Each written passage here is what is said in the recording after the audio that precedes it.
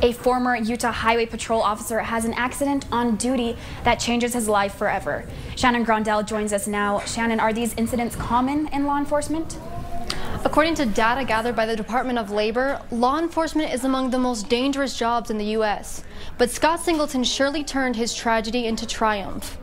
I was with the patrol for almost 24 years. He was probably the hardest worker of any trooper that I've ever worked with. Scott Singleton had his dream career until one night he lost it all. October 20th, 2011. It was about 1:30 in the morning. I was working a construction shift. I was moving through a closed lane of construction, and someone left the trailer in the middle of the road. The impact crushed my right leg. He was in the ambulance, the car was crushed, and I got in the ambulance and talked to him for a minute and made sure that he was alive. And I was stuck with a very twisted and painful limb, and I could hardly walk across the parking lot. None of us thought he was going to be out of work. We thought this leg's going to heal and he's going to come back, because Scott was one of the, even in 20 plus years, he was probably the hardest working trooper I had at the time. He looked at my films and he said, your best option is to have it amputated. I opted on April 7th of 2015 to have my leg amputated. Can you walk without the thing? I'd lost my career. I had to retire. I hadn't even planned on retiring. I had planned on working for many more years, and then you just lose your career and my ability to support a family. I would appreciate any support and be open to any questions. I serve in the state legislature and as a citizen legislature as well. And this happened right after I'd gotten elected. And one of the things I found out is that because of previous legislation, Scott was going to be ineligible to go to work in any other government entity when they forced him to retire because of this injury.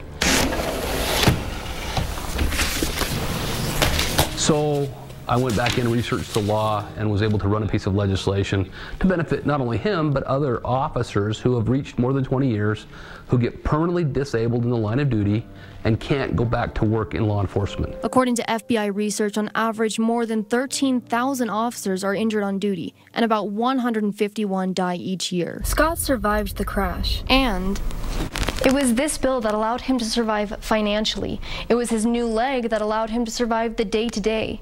But at some point, surviving just wasn't cutting it for Scott. In my crash, he says, you'll never run again. I went in for my first prosthesis. The prosthetist, he asked me, what are your goals? And I come up with the dumbest goal I could possibly come up with, which was to run the Peach Days 10K. I tried to run, but it was very difficult. And started running, and I started running a little bit farther, and so then I got to the point where I ran a mile, and so I signed up for it, but I didn't want to tell anybody. Woo!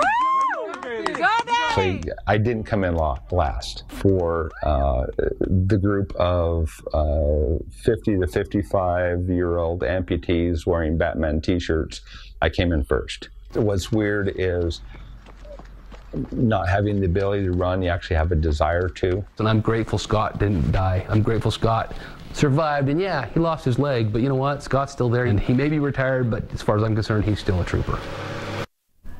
Representative Perry tells me that Utah Highway Patrol has increased their efforts to keep troopers safe, including things like reflective vests, high-quality lights for their cars, and additional overtime funds. Back to you.